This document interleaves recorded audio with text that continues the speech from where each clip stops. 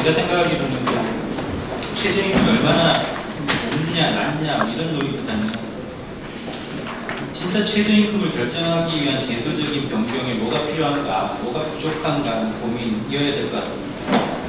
예컨대 최저임금이 낮기 때문에 높이기 위해서 제도를 변경하지 않는 것도 아니어야 될 것 같고요.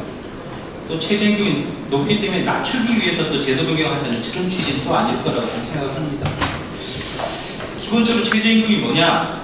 아까 뭐 설명을 많이 잘 해주셨지만 그런 설명의 변화가 있었다는 건 참 고마운 일입니다. 인간의 노동력은 물건이 아니죠. 그렇기 때문에 수요와 공급이라는 그런 일치점에서 정해질 수 있는 것도 저는 아니라고 봅니다. 그런 점에서 보면 이 사회의 어떤 가치하고도 굉장히 밀접한 또 굉장히 이념적일 수 있는 내용이라고 보고 그런 점에서 굉장히 정치적인 태제는 틀림없다.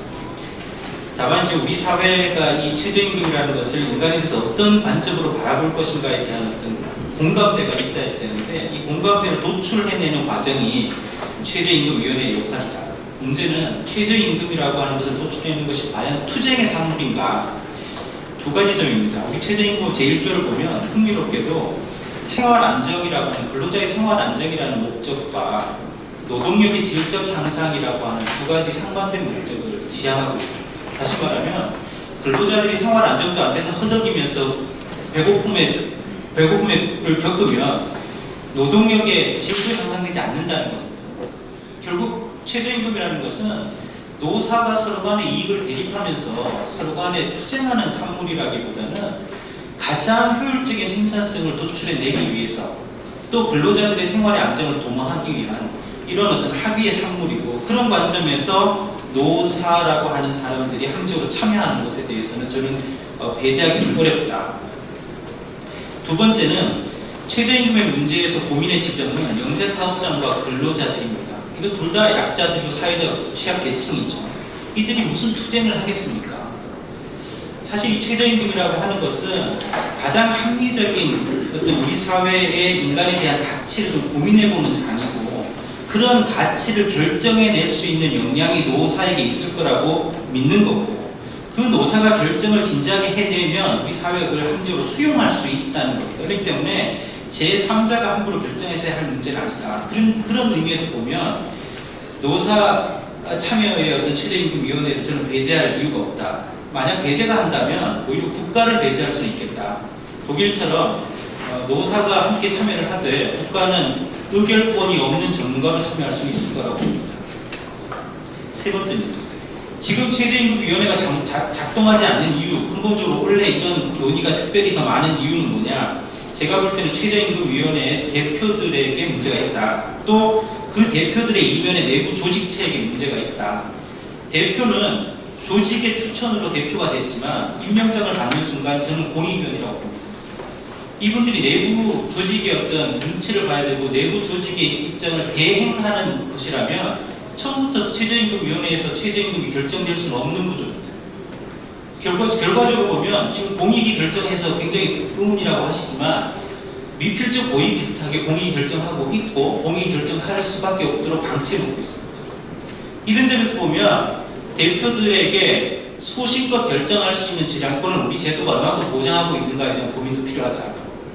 그런 관점에서 저는 제3의 독립지대에 최저임금위원회를 두는 게 좋겠다. 그것이 부패일 수도 있고 대통령 직속일 수도 있다고 봅니다. 다만 추천은 노사 정의할 수 있겠지만 일단 추천하고 나면 그들 모두를 공익으로 포섭했으면 좋겠습니다.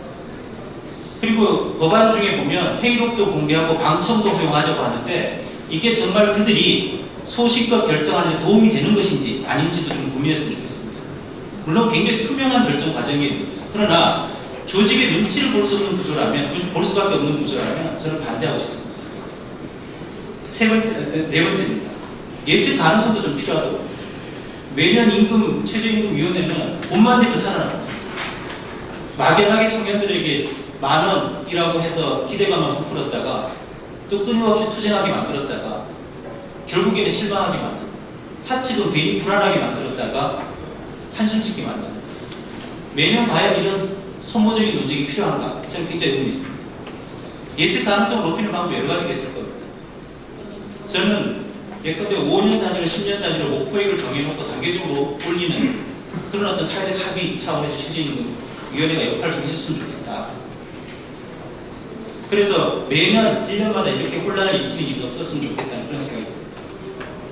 그리고 기본적인 어떤 베이스, 틀이라고 하는 것은 예측 가능성 측면에서 좀 공식화해주는 것도 좋겠다.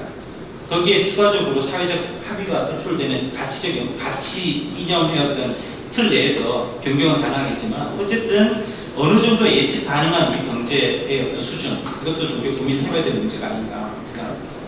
세 번째는 최저임금을 다운합니다. 생계비가, 지역마다 생계비가 다른데 최저임금이 같다는 것 그 자체로 이상한 겁니다. 그런 의미에서 보면 최저임금을 지역 단위별로 달리 해둘 이유가 있는가 좀 의문이고요. 더 나아가서 우리 현재 최저임금법에는 업종별로 최저임금을 달리 정할 수 있도록 했음에도 불구하고 단일화된 구조입니다. 이런 지역과 업종별로 일본처럼 지역별로 또는 업종별로 최저임금을 변화하는 것도 변경시키는 것도 굉장히 중요하다고 보고, 더 중요한 것은 최저임금의 기본적인 목적이 격차 해소라고 하는데 좀 주목했으면 좋겠다는 겁니다. 무슨 말씀인가 하면 고용 형태별로도 최저임금을 좀 달리했으면 좋겠습니다.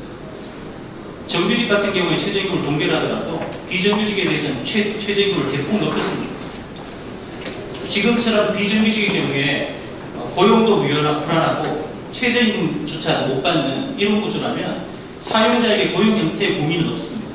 비정규직을 뽑으면 됩니다. 적어도 싸게 정규직을 쓸지 비싸게 비정규직을 쓸지 고민할 수 있도록 최저임금 제도가 고민을 던져줘야 됩니다. 그 역할을 최저임금이 못하고 있는 것 같습니다. 독일 같은 경우에 아까 의원님 말씀 주셨지만 독일 같은 경우에는 최저임금법 만들어진 게 2015년도입니다. 우리는 1987년도입니다. 우리가 훨씬 빨리 만들었습니다. 그럼 독일이 왜 2015년 굉장히 뒤늦게 만드냐? 후진국이냐? 아닙니다. 독일은 산별 협약의 어떤 적용 범위에서 벗어나 있는 비정규직, 다시 말하면 협약의 사각지대를 해소하기 위해서, 고용 형태에 대한 차별을 해소하기 위해서 최저임금 제도가 만들어집니다. 우리도 이 제도의 고민을 안 할 수가 없다. 마지막으로 어떤 그 방향성입니다. 저는 최저임금 충분히 올라야 된다고 생각합니다. 왜냐하면 최저임금은 그 나라의 정치적 수준이기 때문에 그렇습니다. 어느 정도 올라야 되느냐? 저는 독일에서 공부했는데요. 그때 자동차가 사소하게 고장나면 우리처럼 이렇게 수리소에 간단하게 가지 않습니다. 왜냐하면 워낙 인건비가 비싸게 되어 있어요. 적어도 간단한 수리라면 내 수술을 해야 되겠구나. 그래서 공구를 써서 내 수술을 해야 되겠구나 하는 느낌이 들 정도로는 인건비가 올라야 된다고 봅니다. 이게 인간에 대한 가치입니다. 근데 우리는 아직까지 그런 생각을 못하고 있다면 우리는 아직 인간에 대한 가치를 굉장히 낮게 보는 거라고 봅니다. 다만 여기서 고려해야 될 것은, 그러면 그 최저임금조차 못 주고 있는, 아까 330만 이하니까 6,030원조차 못 주고 있다고 그러는데요.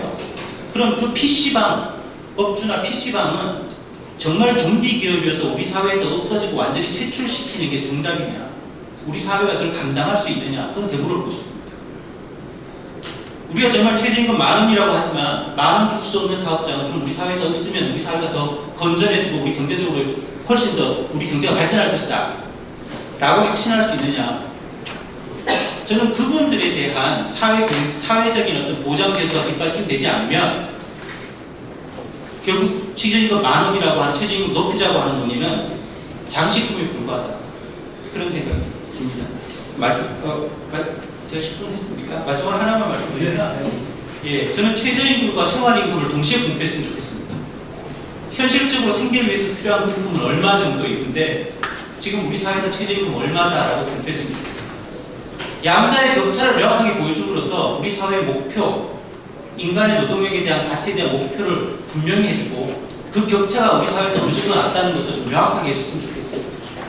그렇게 해서 자발적으로 우리 사회가 최저임금과 생활임금을 가까이 갈 수 있도록 좀 지원해줬으면 좋겠다. 왜 이 말씀을 드리냐면 우리 헌법 제32조에는 적정임금을 주도록 노력해야 된다고 하고 최저임금은 실시하도록 하고 있습니다. 최저임금은 강제지만 적정임금은 노력하도록 하고 있습니다.